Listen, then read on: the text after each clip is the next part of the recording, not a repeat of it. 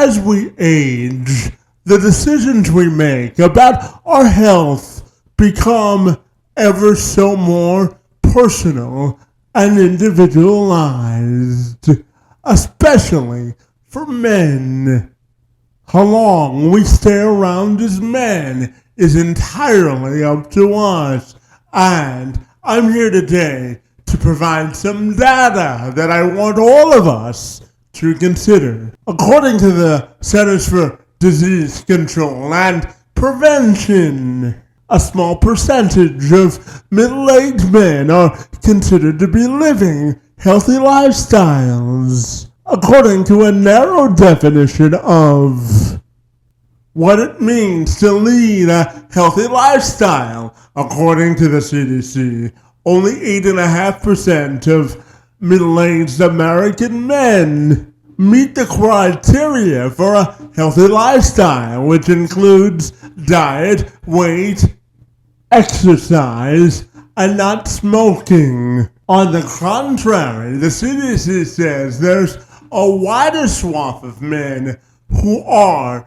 meeting the daily amount of physical activity to be considered healthy. That number comes in at just under 30%, at 29% of men who are between the ages of 35 and 49 who are meeting the guidelines for both aerobic and physical activity in today's modern age of health. This is all important data for my friend Sean McManus to consider. He is a Christian strength and nutrition coach for men who believes leadership starts by leading yourself, and for McManus, that means starting with your physical outlook on life and taking control of that and being the conductor of your own physical journey in order to show up for your family, your wife, and those you hold at the highest of esteem. McManus has started a movement dedicated to helping Christian men reclaim their confidence, purpose, and leadership through faith, fitness, and the discipline of your own purpose.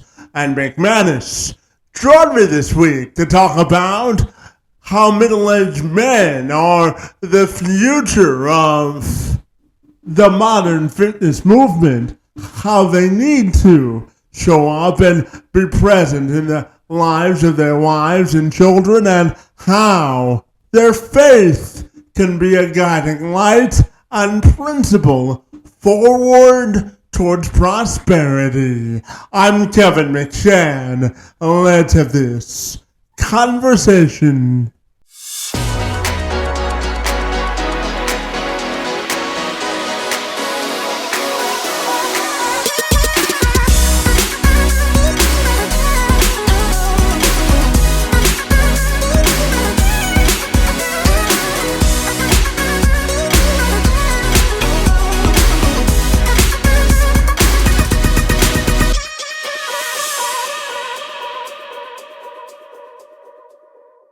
Sean, if you're ready, I'll take a moment to welcome you to the program, my friend, and I'm super excited to learn how you help men level up in the world of fitness, my friend. It's great to see you, and happy Friday to you, my friend.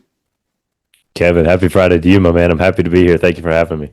Absolutely no. Sean, I know that you're a men's strength coach and the founder of your own fitness and nutrition movement, my friend, which is dedicated to helping Christian men reclaim their strength, purpose, and leadership through their faith and their fitness and discipline, my friend. So tell me about your work, my friend, and what makes you so fabulous. Man, yeah, thank you. So I work primarily with Christian men. What I've seen just kind of in the last few years in my time as a Christian within the church, I've kind of seen this problem that men they're being more like Jesus by, kind of this I want to say weak, but kind of this weakness, kind of this quote unquote nice guy syndrome. They were kind of viewing Jesus as a nice guy instead of as a good godly man. So I've seen a lot of that within the church. So the idea behind McManus Strength and Nutrition is I want to help Christian men regain their self confidence, regain their self respect, and kind of kill that passivity piece. I've had some issues with my own self confidence in the past, and really taking some time to kind of grow through that and grow into the confidence that I have today has been crucial and has just been good all around for my life, for my marriage, for my kids, for my family. And so now I'm on a mission to help other men gain that self confidence back as well. Yeah, absolutely. And Sean, just out of curiosity, I wondered your thoughts on how self-confidence and emotional intelligence for men are interconnected. What are your thoughts there on how emotional intelligence can also be linked to self-confidence, my friend? Yeah. So self confidence oftentimes grows from this kind of self awareness. So when I say self awareness, I mean you just know you. Like you know how you're going to respond to things, you know how you think about things, you know how you process things, all of this stuff.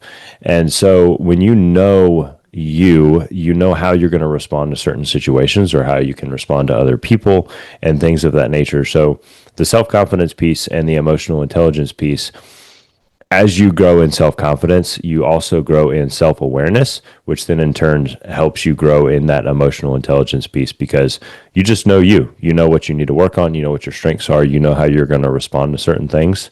And, like I said, what you need to work on as far as like your strengths and your weaknesses and how you can grow those things.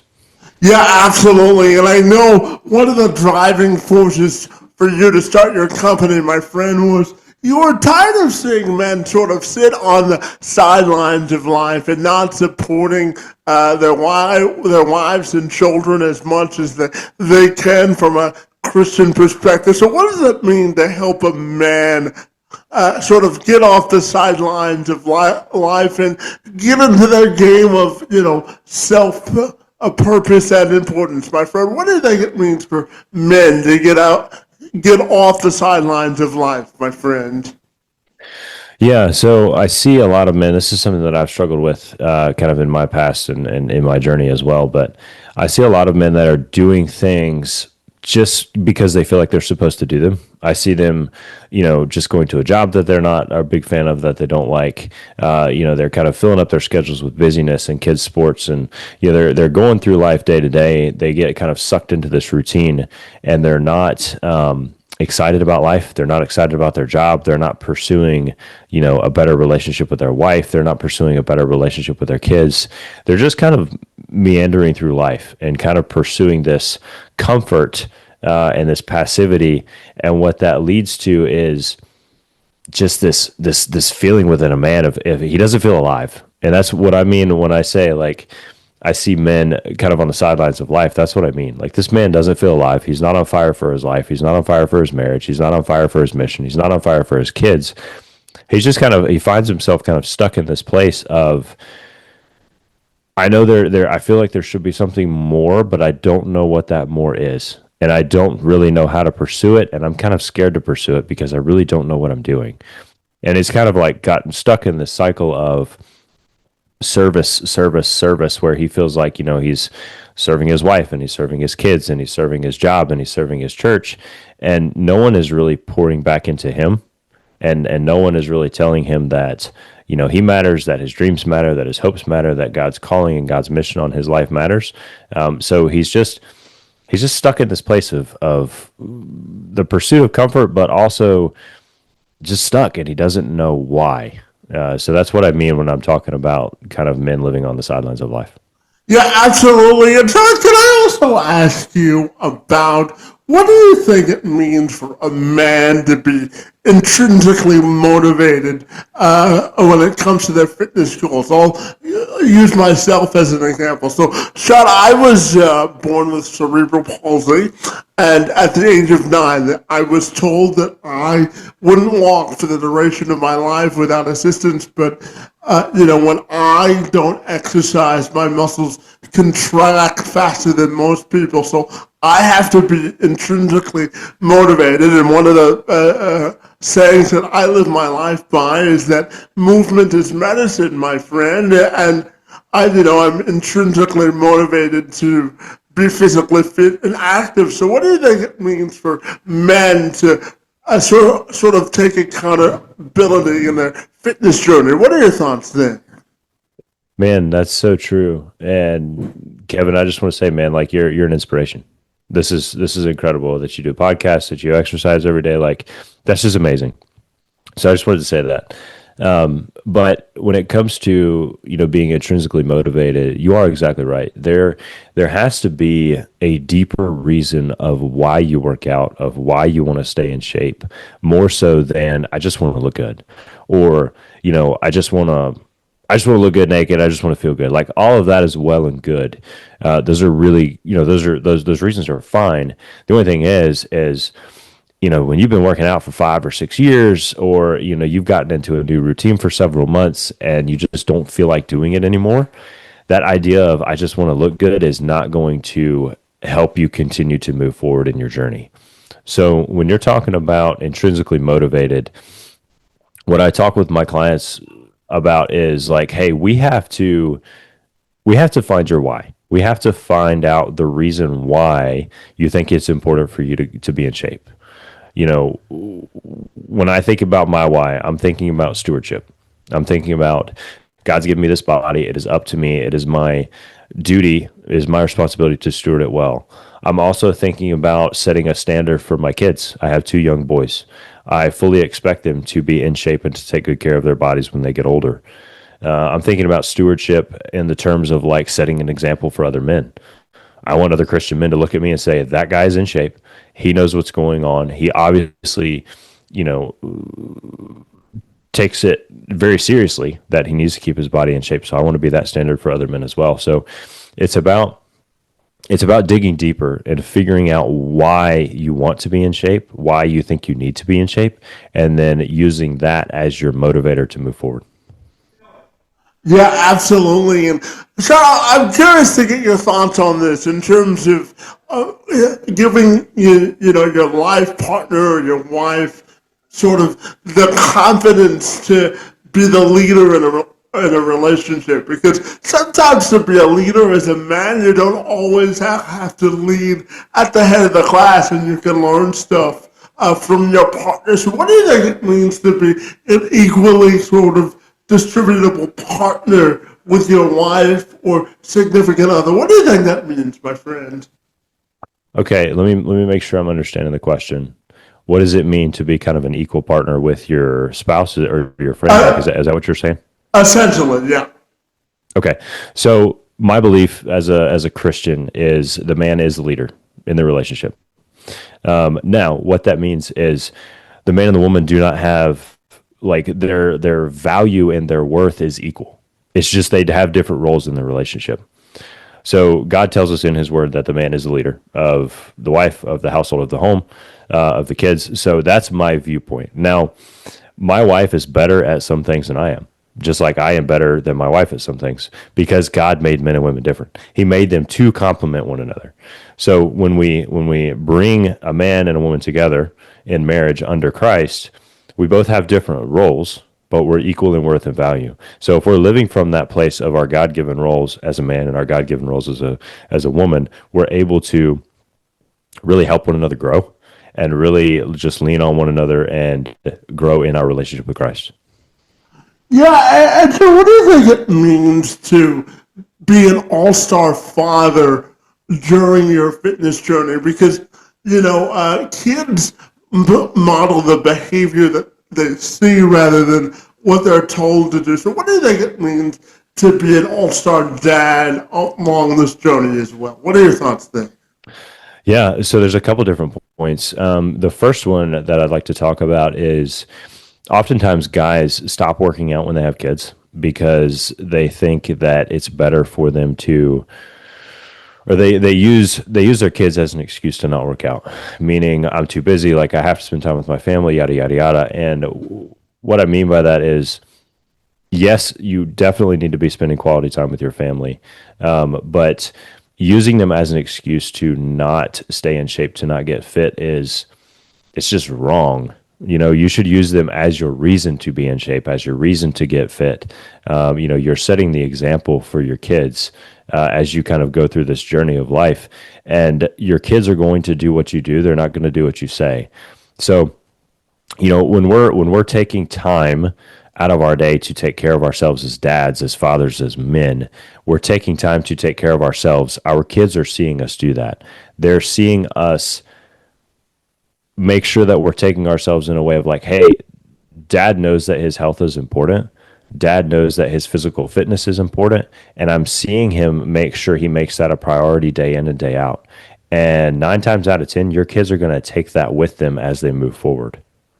Yeah, and I know for you personally, you started this journey after living and working in the corporate world, and you were sort of getting to a point of burnout and disconnection, and you wanted to sort of get a new experience in life and reset your life course, my friend. So talk to me about your own confronting of burnout and disconnection, and your message to other men about the importance of really listening to yourself when you reach a point of burnout. What's your message there, my friend?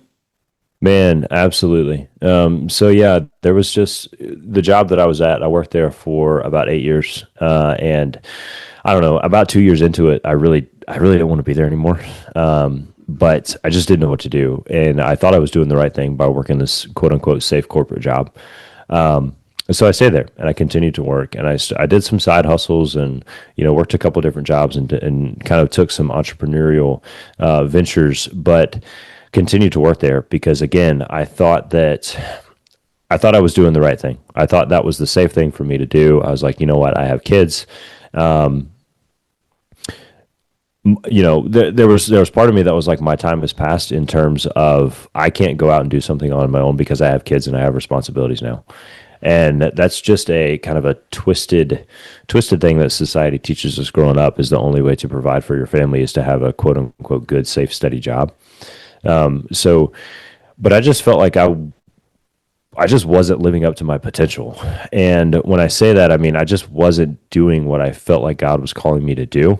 I felt like there was more to life. I felt like there was more to, my mission. I didn't feel like I had a mission at that job. It was just like, I go here to make money. I go here to, collect a paycheck and go home. So I started praying into that and trying to figure out like, God, where do you want me to go? What do you want me to do? And through trial and error and through prayer, he kind of led me to this strength and nutrition coaching. And, now I have the opportunity, Kevin, to speak into other men, and I do work that is extremely fulfilling to my soul. And I've seen it transform men's lives, and then in turn transform their families' lives. And that's the kind of difference that, I want to make with the work that I'm doing. And so I'm just grateful that, God has me here, and he's protected me and taken care of my family up to this point.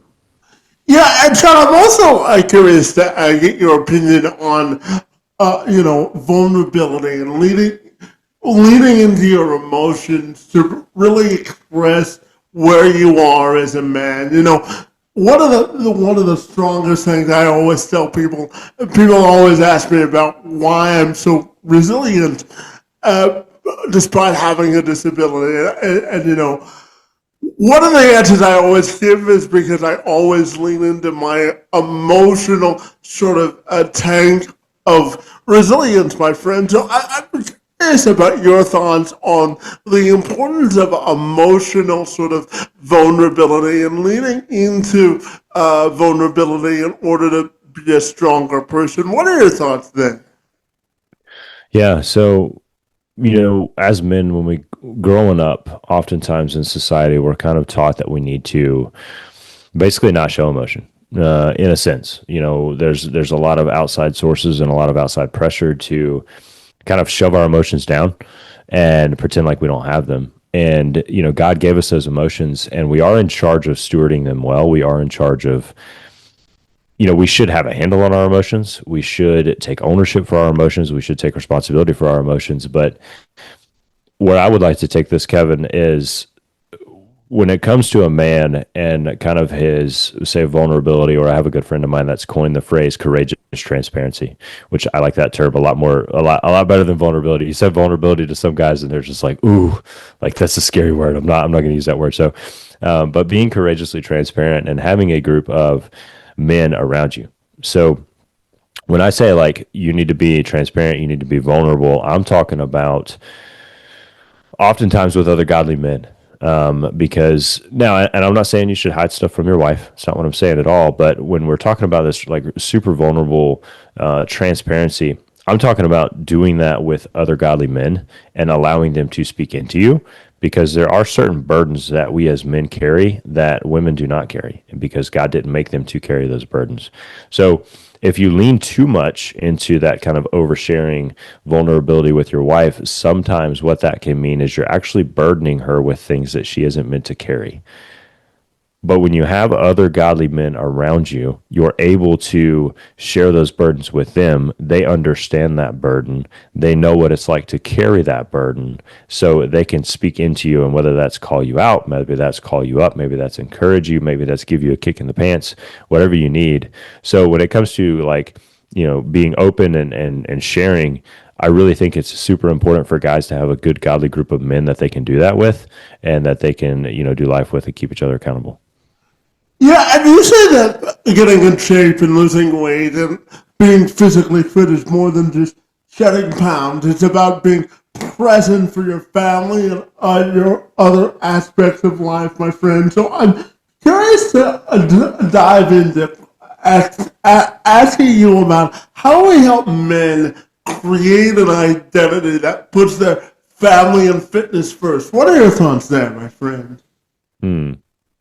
So the first identity shift when you're talking to a guy and he's kind of like interested in this, the first identity shift is remembering that you as a man matter. Like regardless of your family, regardless of your wife, regardless of your kids, like God made you and he thought that the world needed one of you. So because a lot of guys just don't feel like they matter, Kevin. They think that they're there to support, like they're there to make a paycheck, they're there to come home, like whatever, and that's it. And so they kind of get stuck in this place of like, it doesn't really matter if I take care of myself or not. And in all reality, it does matter, and it's very important. And so that's the mindset shift that we have to go to first. And the second piece that I run into with clients, with a lot of guys, is they don't think they have time to work out. So the way that we kind of change that mindset and the way that we attack that, there's a couple different ways, but the main one is helping them understand that they do matter, and then also helping them understand that it is so important for them to take care of themselves, for them to pour into themselves, for them to fill their cup up. So that way, when they get home and they go to lead their wife and their kids and their communities and their families and their job, that they actually are giving and blessing and serving from this place of abundance instead of burnout.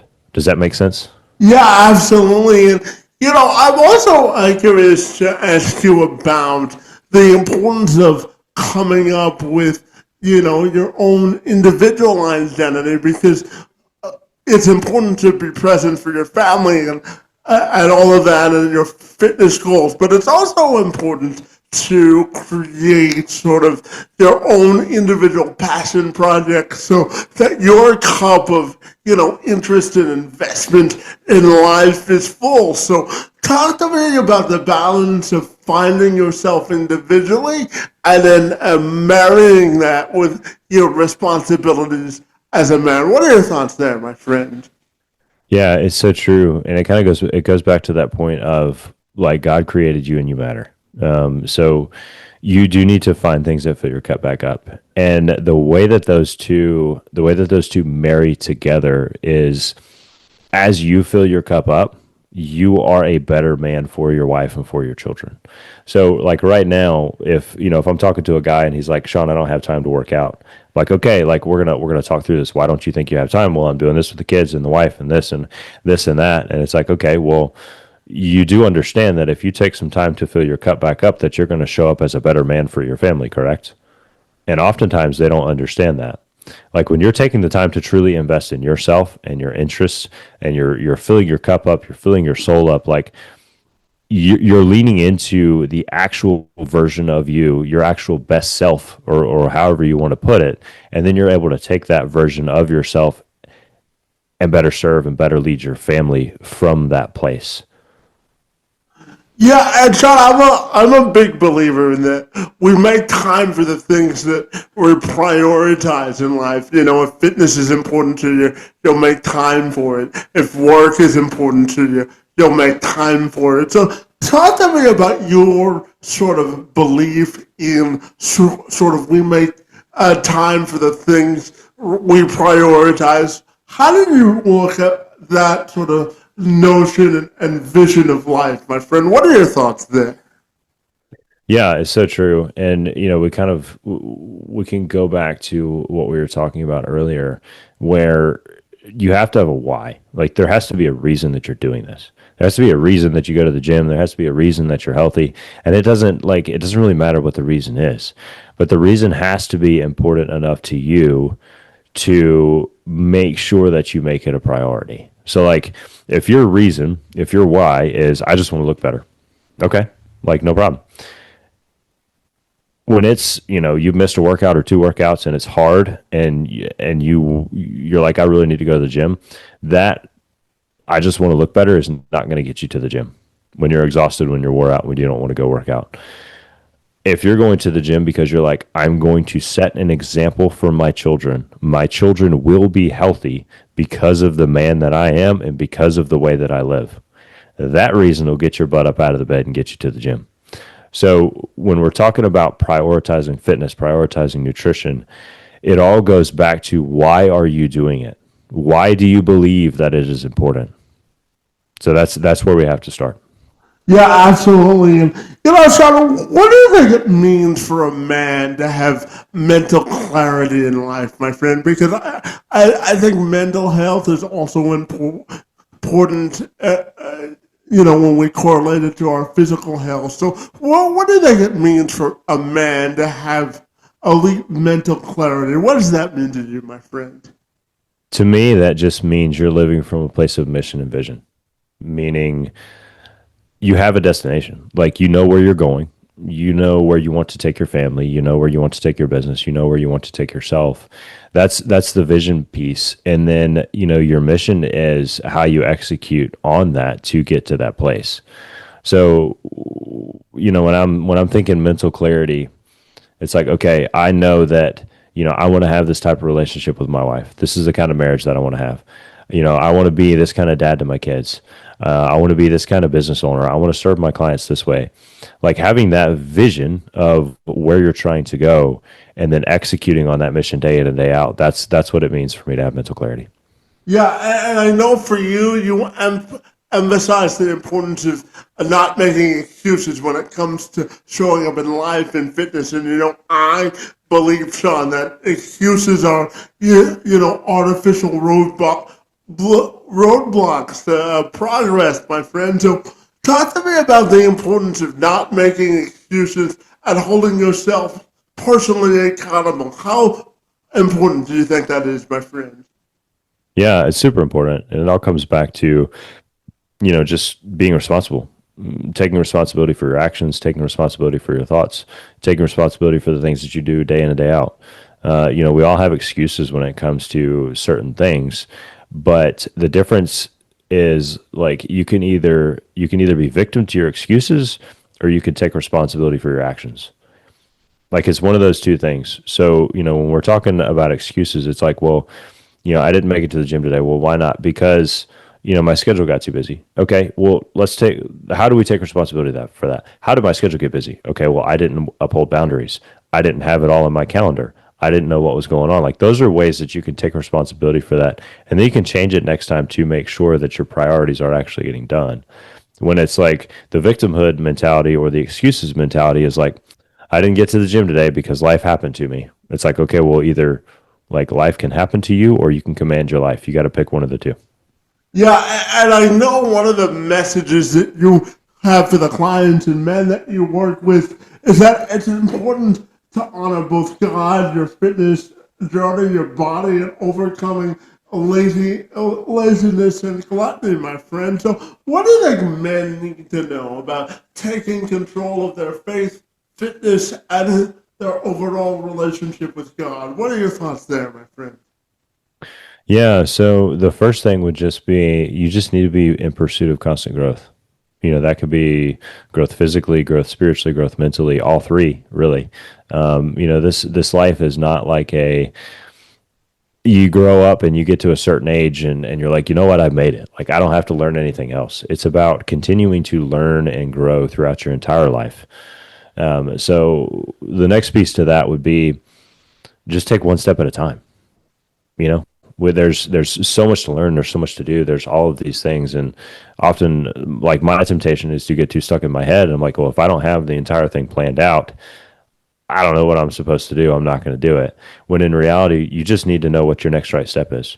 So whether you're trying to grow in your spiritual walk with Christ, you're trying to grow your physical body, you're trying to get better in your marriage, or you're trying to become a better father, or you like improve your business, whatever that is, you just need to know what your next right step is. Take that step, evaluate where you are, and then figure out what your next right step is. So don't get so caught up in the plan that you never execute. Just figure out what your next small step is and do that. Yeah, and Sean, whether it's the pressures that come from work or society to uphold a certain image, or how the world perceives the role of men today.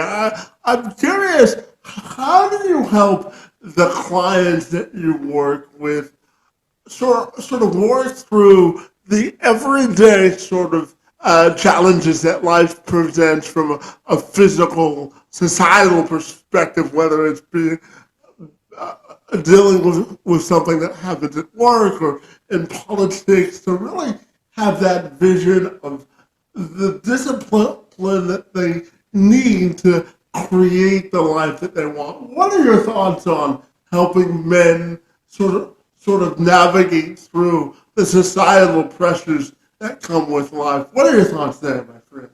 Man, that's good. So that's just a big part of being a coach is helping guys. Like I coach men's strength and nutrition. I coach, how to work out, what to do, what lifts to do, what to eat, all of those things. But even more than that, I'm establishing really solid, strong relationships with my clients.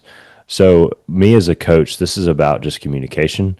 This is about understanding where they are in life. This is about knowing what my client's why is and being able to remind them of that why when times are getting hard or when life is heavy or whatever that looks like. And then also it's just about being an ear. It's just about lending an ear for these guys. And they're like, when life is heavy and things are they're going through stuff. And it's my job in those moments to encourage them and remind them of why they're doing this and why it's important. And it's also my job to keep them accountable and say, like, hey, brother, I know life is heavy. I know it's hard right now. We're going to process that, and we're going to get some encouragement. There's going to be some prayer there. And also, we're going to continue to move forward because this is important. And you gave me your word. And this has now become like, I know your integrity is strong. So we're going to keep moving forward in this because you gave me your word that you were going to. Yeah, let's talk about nutrition for a second, because I know a large part of what you do is help a middle-aged men come up with a nutrition plan that works for them. So what are some of the factors or things you look at when trying to get men to eat healthier, and what do you think people need to know about that, my friend? Yeah. So the biggest overall general term there is most people in general, but especially men, are not eating enough protein on a day to day basis. So that's just a super surface level, nutrition related thing is like most people do not eat enough protein. The other important thing, Kevin, here, especially with nutrition, is when you're making lifestyle changes, when you are in pursuit of, a better life for yourself, and when it comes to anything really, but particularly in this instance, when it comes to strength and nutrition, you have to make small changes. You have to incorporate these changes into your day-to-day life so that they are sustainable, so that you can continue to do them even when life gets hard. Because what happens to a lot of people is they jump on a diet plan, or they jump on, like, I call them diets with names, keto, carnivore, whatever option that you choose, and they're really, really strict for a short period of time. Well, then eventually they get sick of being that strict, and then they fall off completely. So it's like they're either driving in this side of the ditch, which is incredibly strict, or they're driving in this side of the ditch, which is, I'm just going to eat whatever the heck I want. When in reality, you need to be in the middle of the road, which is, I'm paying attention to what I eat. I eat good food, and also I can eat some of this other stuff that I really like that isn't so good for me occasionally. Yeah, and Chad, I'm fascinated to get your thoughts on this. Last year the Pew Research Center they released a study that showed that today in America, 55% of men are either the primary or sole breadwinner in their household today, and it also showed that 16% of men are also either the sole breadwinner or the person who makes all of the sort of life decisions in the household, my friend. So I'm curious to get your thoughts on what you think of those findings, and whether you think the modern American household has changed any over the course of time. What are your thoughts there, my friend?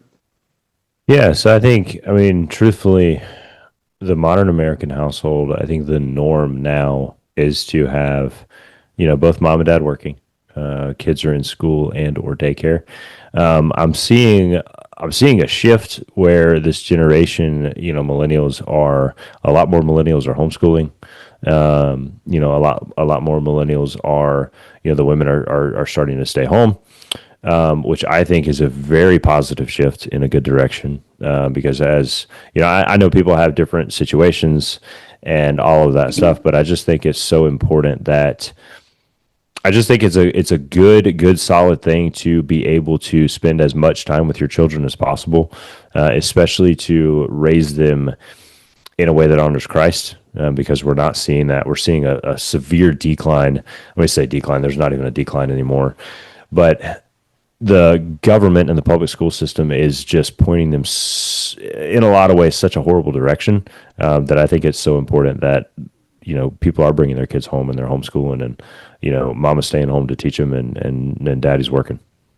Yeah, and Sean, as a father, I'm curious about raising kids in the society that we live in today, because when I look at American society today, it's so polarized on one side of an issue over the other, and if you're not agreeing on a certain political sort of ideology or a line of thinking, it's hard to find a common compromise in America, because I think society today has become sort of protective of their territory, of their own beliefs. So I'm curious to ask you about if you ever think that America can get back to a strong sense of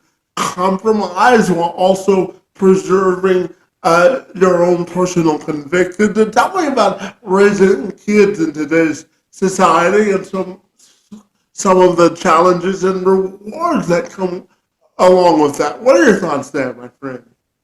Yeah, so in terms of America coming back to this place where there's more unity, I definitely have hope for that. I like to be optimistic about that. It's there's just so many different factors that come into play, and a lot of the times it just doesn't. It almost doesn't seem like there's a fight in terms of political sides. I mean, it almost seems like in some instances, like we take the Charlie Kirk assassination, for instance, like it's almost like there's a fight between good and evil. There's definitely a fight between good and evil. But I do have hope that there will be more unity in our country. I also think that there's more unity in our country than we realize. I think the media's agenda is to show us the worst of people on both sides of the spectrum, and so I think there's more unity here than we realize. But I also understand that there also is a big separation, and so I do have hope that we're able to come back together and whether we agree or disagree. Obviously I'm a Christian. Like, Jesus is the way, the truth, and the life, and I believe that with my whole heart. But that doesn't mean that I'm going to hate you if you don't believe that. Like, it's just, that's, you're a human being. You're made in the image of God, just like I am. It's not my job to judge you. I would love to share the gospel with you. I would love for you to follow Jesus. But it's not my job to hate you. I'm just not going to do that. As far as raising kids, it's just about sharing your convictions with your children and teaching them how they should treat people.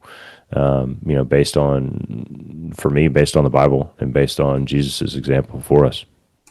Yeah, absolutely. I've got two questions left for you. The first of those two questions is this, my friend. I'm wondering your thoughts on whether you think self-confidence and mental toughness are interconnected for men. What are your thoughts there, my friend? Yeah. So self-confidence, like what we talked about before, you believe who you are. You're confident in who you are. And that also interconnects with mental toughness, because when you're having a hard time mentally, you already know who you are and you're already strong in that belief. Because if you're struggling with some mental stuff and you aren't confident in who you are, it really starts to get messy and jumbled up of how you're supposed to handle things and how you're supposed to think about things. And if you know who you are and you're strong in your identity in Christ, the mental toughness piece almost comes as like an addition to that. Yeah, and Sean, my final question for you this afternoon is this, my friend. I'm curious, when you look at your life and legacy, my friend, how do you want that to be defined? Hmm. I want it to be defined as I lived in obedience to Jesus and I was bold in my faith. Because, and then the identity you leave for your kids, you want them to follow that same path, I would assume, right? Yeah. I obviously want my children to grow up and love Jesus as much or more than I do.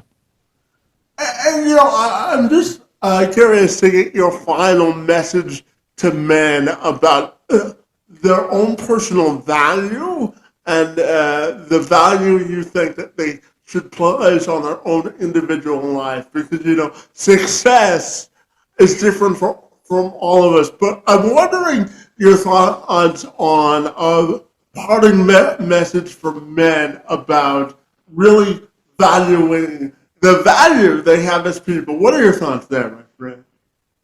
Yeah, so my message there would just be, the king of the world, the king of the universe, the creator of the world made you, and he decided that the world needed one of you, and you were important enough for him to put you on this earth, and that's really where your value and your identity should come from. So knowing that the king of the world decided that the world needed one of you and put you here. Yeah, absolutely. And Sean, finally, tell me if people want to get connected with all the good work that you do from a fitness and nutrition and life perspective, what's the best way they can do that, my friend? Yeah, Kevin. So just reaching out via DM. I'm on Facebook at Sean McManus, and then Instagram and X at the Sean McManus.